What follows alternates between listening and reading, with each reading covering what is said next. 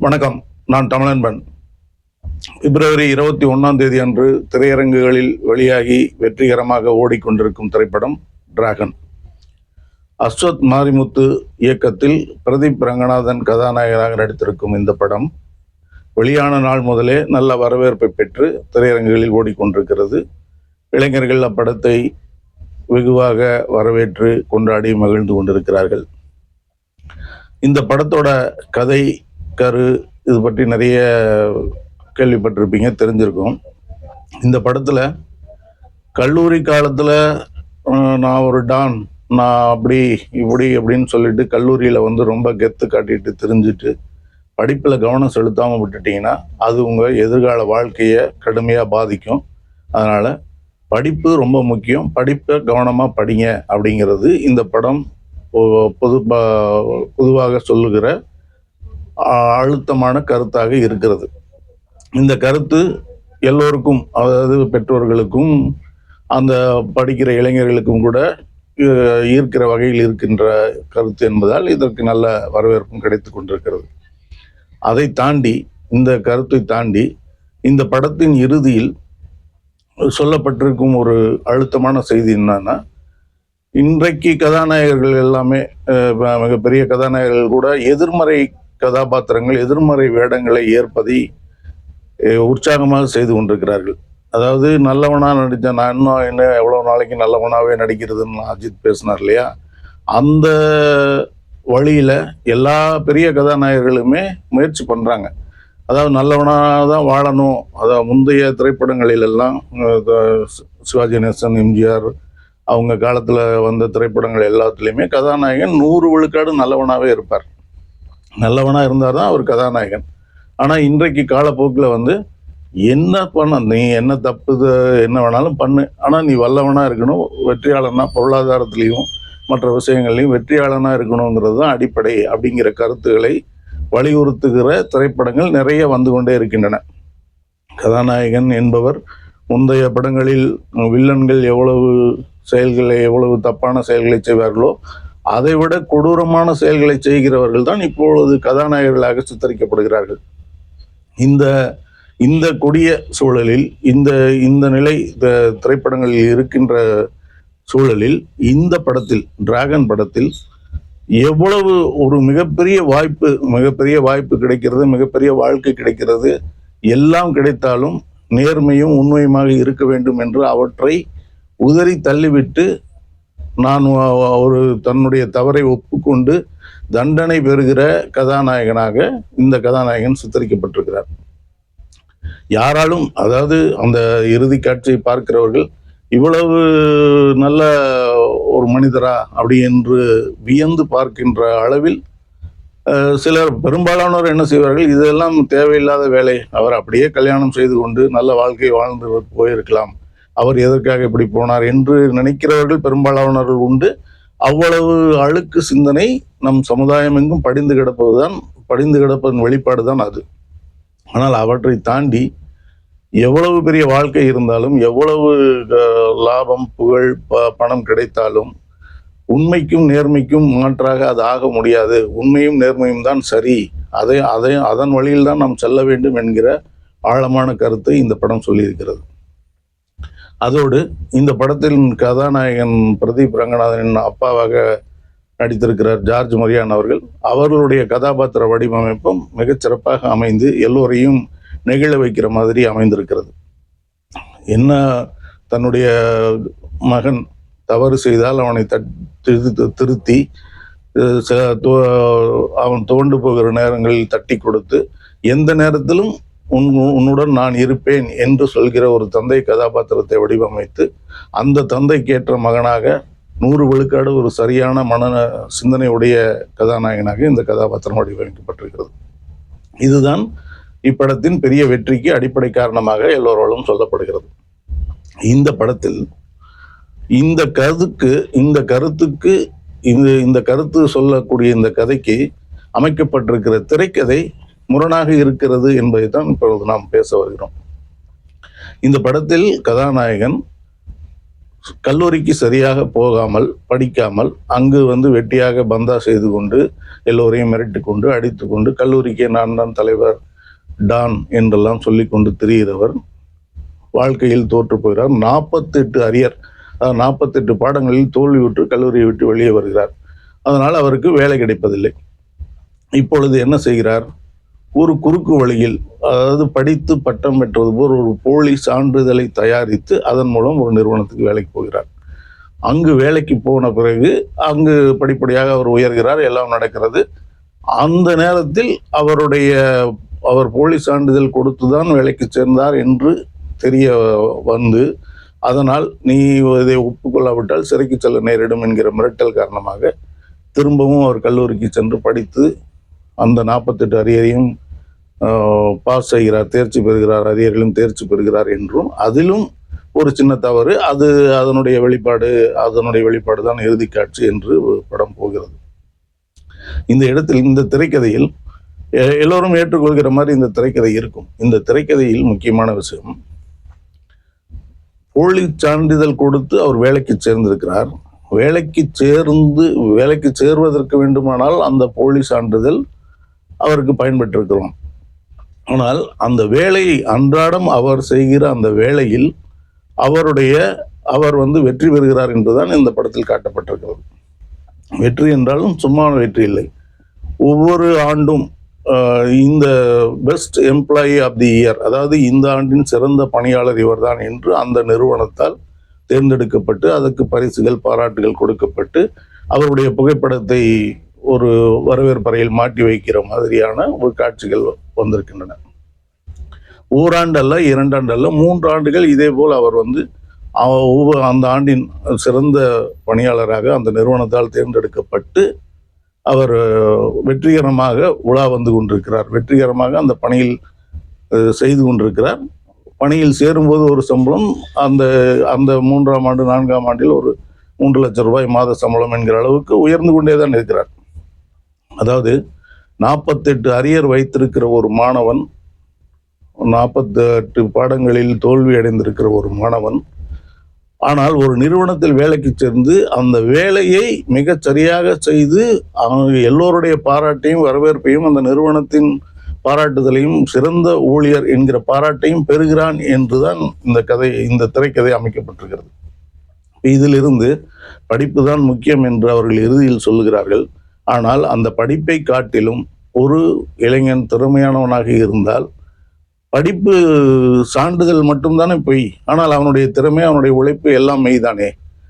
இப்படி காட்சிப்படுத்தி இருப்பதன் மூலம் இந்த படத்தில் என்ன சொல்ல வருகிறார்கள்? எப்படி இது சரியாக இருக்குமா?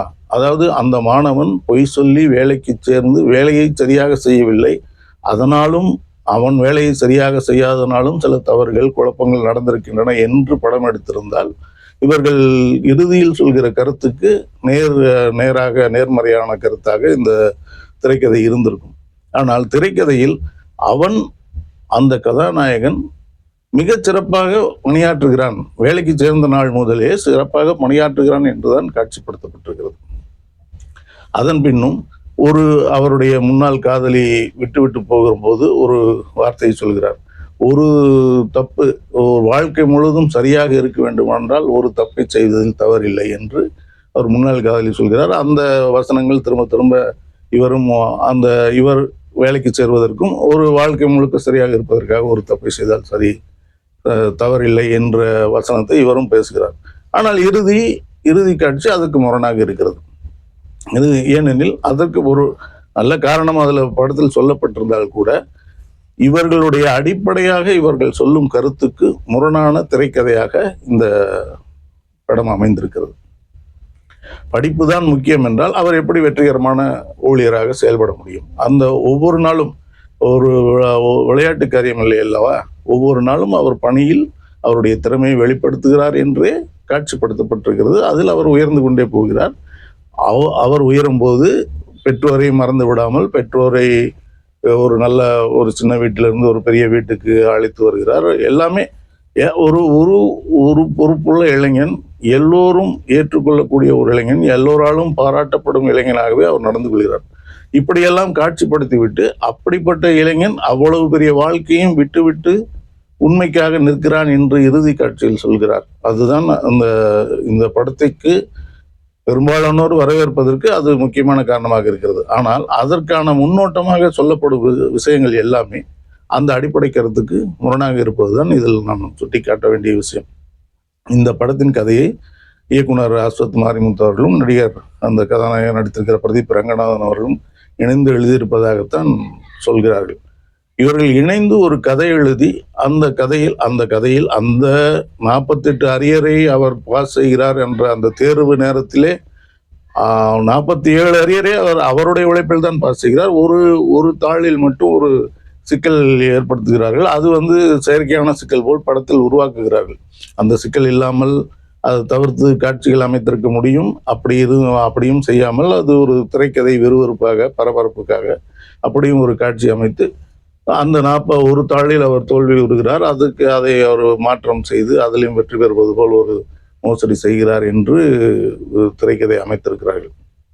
இந்த கதையில் ஒரு மாணவன் முதல் வாய்ப்பில் இழந்த விஷயத்தை இரண்டாவது அவருக்கு ஒரு வாய்ப்பு கொடுக்கப்பட்டு அந்த வாய்ப்பில் வெற்றி பெறுகிறான். அதிலும் கடைசியில் ஒரு புள்ளி. இதுதான் இந்த படத்தோட திரைக்கதை.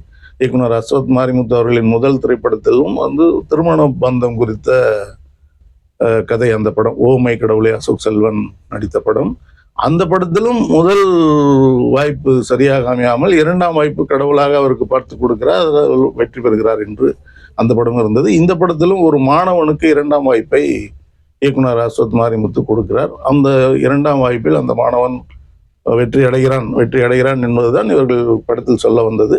அந்த வெற்றியிலும் ஒரு தோல்வி, அதனால் அதனுடைய விளைவு இறுதி காட்சி என்று மாற்றி வைத்திருக்கிறார்கள். இன்றைய காலகட்டத்தில் இன்றைக்கு திரைப்படங்கள் பெரும்பாலான இளைஞர்களை, அதுவும் 2000க்கு பிறகு பிறந்த 2000 இளைஞர்கள் என்ற 2K கிட்ஸ் என்று சொல்லப்படுவர்களுக்கான திரைப்படமாக இந்த படம் இருக்கிறது. அவர்கள் நாள்தோறும் எல்லா வகையிலும் எப்படியாவது வெற்றி பெற்று விடு, நீ தப்பு செய்கிறாயோ, மோசடி செய்கிறாயோ, என்ன செய்கிறாயோ, வெற்றி பெற்று விடு, வெற்றி பெற்று விட்டால் உன்னை இந்த உலகம் மதிக்கும், உனக்கு எல்லா வசதி வாய்ப்புகளும் கிடைக்கும் என்கிற கருத்து தான் அவர்களுக்கு சொல்லிக் கொடுக்கப்பட்டு கொண்டே இருக்கிறது. திரைப்படங்களும் அவற்றை வலியுறுத்துகிற மாதிரியான காட்சிகள், பாடல்கள், வசனங்கள் எல்லாமே நிறைய அமைந்திருக்கின்றன. இவற்றை தாண்டி இப்படி ஒரு படம், இப்படி ஒரு கதை, எவ்வளவு பெரிய வாய்ப்பு, அதாவது மிகப்பெரிய கோடீஸ்வரன் மகளை மணக்கிற வாய்ப்பு, மாதம் 3 லட்சம் சம்பளம் வாங்குகிற ஒரு நிறுவனத்தில் பணிபுரிகிற வாய்ப்பு, இவ்விரண்டையும் ஒரு உண்மைக்காக நான் தப்பு செய்தேன், நான் உண்மையை செய்து உண்மையாக வெற்றி பெற்று இந்த இடத்துக்கு வரவில்லை, நான் தவறு செய்து இந்த இடத்துக்கு வந்தேன், அதனால் நான் இதை ஏற்றுக்கொள்ள என் மனம் மறுக்கிறது என்று ஒப்புக்கொள்கிற ஒரு வீர தமிழ் மகனாக, வீர இளைஞனாக இந்த கதாநாயகன் சித்தரிக்கப்பட்டிருக்கிறார். மிகச் சிறப்பான கதாபாத்திர வடிவமைப்பு, அதற்குரிய வரவேற்பும் மக்களிடத்தில் கிடைத்து கொண்டிருக்கிறது. ஆனால் இந்த கருத்தை சொல்வதற்கான திரைக்கதையில் இந்த முரணை அவர்கள் செய்யாமல் இருந்திருந்தால் இன்னும் முழு மனதோடு, இது வெகுமக்கள் மனங்களில் இந்த கேள்விகளை எழக்கூடுமா என்று கூட தெரியவில்லை.